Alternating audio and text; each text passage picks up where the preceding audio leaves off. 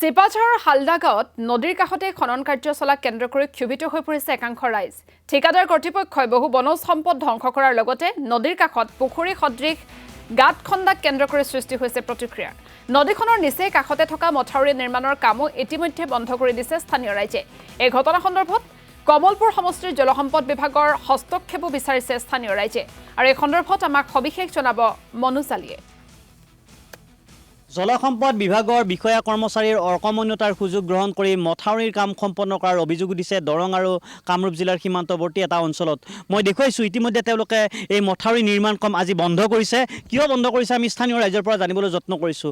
মথাউৰিটোৰ কাষতে খান্দিছে নেকি বাৰু? হয়, একে মথাউৰিৰ কাষতে, মথাউৰিৰ পৰা নদীলৈ যিখিনি ঠাই আমি জানো যে মথাউৰিৰ ভিতৰৰ ঠাইখিনি নদীলৈ থকা ঠাইখিনি আচলতে এইখিনি ৰাখিব লাগে, কাৰণ ইয়াতে এইটো গৰাখহনীয়াৰ কথা থাকে। সেইকাৰণে তেওঁলোকৰ এটা ডিষ্টেঞ্চ থাকে, সেই ডিষ্টেঞ্চৰ থাকে। কিন্তু আমি দেখিলোঁ এতিয়া এই নদীৰ পৰা বহুখিনি আহি ভিতৰলৈ আৰু মথাউৰি ওচৰ পালে আহি তেনেকৈ খান্দি বহুখিনি ঠাই খান্দিছে, যাৰ কাৰণে নেকি আমাৰ ৰাজহুৱা যিবিলাক গছ গছনি আছিল, মাটিটোতো বেলেগৰ পৰা অকণমান মাটি অনা নাই, ইয়াৰ পৰা খান্দিছে, ইয়াতে দিছে। আৰু নদীৰ পাৰত যিবিলাক আমাৰ গছ গছনি আছিল এই গছবিলাক কাটিছে, উভালি পেলাইছে, দকৈ খান্দিছে মাটিবিলাক, যাৰ কাৰণে আমাৰ নদীৰ ঘাট মানে বন্ধ হৈ গৈছে। আমাৰ সেই দৰং পাৰৰ মানুহখিনি ইয়াত কামৰূপ পাৰে মাটি আছে, ইয়াতে আমাৰ খেতি বাতি কৰা হয় বা অহা যোৱা হয়, গৰু ছাগলী অনা হয়। আপোনালোকে কাম বন্ধ কৰিলে? আমি সাময়িকভাৱে বন্ধ কৰিছোঁ, কাৰণ এইখিনি ব্যৱস্থা ল'ব লাগিব তেওঁলোকে, কাৰণ এইটো বৃহৎ ক্ষতি কৰিছে আমাৰ ৰাইজৰ। আমি দেখিবলৈ পাইছোঁ বৃহত্তৰ অঞ্চলটোত গছ গছনি সম্পূৰ্ণ কাটি তহিলং কৰিছে। গছ গছনি কাটি তহিলং কৰিছে। আজি আমি বন্ধ কৰিছোঁ, কাম বন্ধ কৰিছোঁ। মতলব মাটিটো আমি নদীৰ যিটো কিনাৰৰ মাটি, সেই মাটিখিনি কাটাৰ কাৰণেহে বন্ধ কৰিছোঁ। কিন্তু তেখেতসকলে যদি আন জেগাৰ পৰা মাটি আনি কাম কৰে তেতিয়া কাম আমি কৰিব দিম। কিন্তু আমাৰ নদীৰ পাৰত যিখিনি মাটি কাটিছে সেই ওচৰতে কাটাৰ কাৰণেহে আমি কামটো আজি বন্ধ কৰিছোঁ। খাল খান্দিছে, আপোনালোকে দেখিছে।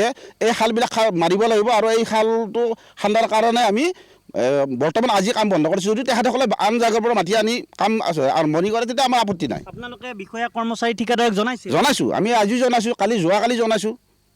ভূমিকাটো কেনেকুৱা? ভূমিকাটো একো পোৱা নাই। গছ গছনি গোটেই কাটিছে। আপোনালোকে দেখাই পাইছে নহয়। মই আগতে কৈছোঁ যে প্ৰায় 150-200 মান গছ কাটিছে।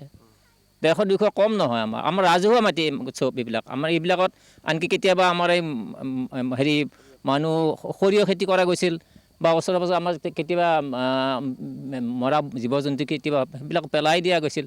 কিন্তু এতিয়া মানে এনেকুৱা অৱস্থা হৈছে, আপুনি নিজেই দেখা পাইছে যে অহা যোৱা কৰা বাটটোত আমাৰ এই খাল খান্দিছে। গতিকে আমাৰ বিৰাট ভয় লাগিছে এতিয়া। আচলতে আপোনালোকে কাম বন্ধ কৰিছে? কাম বন্ধ কৰিছোঁ। আমি কৈছোঁ আপোনালোকে কৰক কাম, কিন্তু বাহিৰৰ পৰা মাটি আনিব লাগে, আমি নিয়মতে সেইটো জানো। কিন্তু নদীৰ ভিতৰত বা মথাউৰিৰ ভিতৰত মাটি খান্দাটো নিয়ম নহয়, সেইটোতো আমি ভালকৈ জানো। কিন্তু আপোনালোকে কিয় কৰিছে? সেইটো কৰোঁতে কৈছে আমাৰ যে MLA মিনিষ্টাৰে আমাক কৰিব দিছে, এনেধৰণৰ কথাও মোক কৈছে। গতিকে মই কৈছোঁ MLA মিনিষ্টাৰ তেনে আহিব লাগিব আমাৰ ইয়াত। আমি বন্ধ কৰি দিছোঁ। বন বিভাগৰ বিষয়া কৰ্মচাৰী অহা নাই ইয়াত কোনো অহা নাই। তেওঁলোকক জনালেও কাম নকৰে। আমাৰ আগৰ সেই যিটো ডিমিলা নদীৰ যিটো মাথাউৰিৰ কাষত গছ গছনি আছিল চব কাটি তহিলং কৰিছে।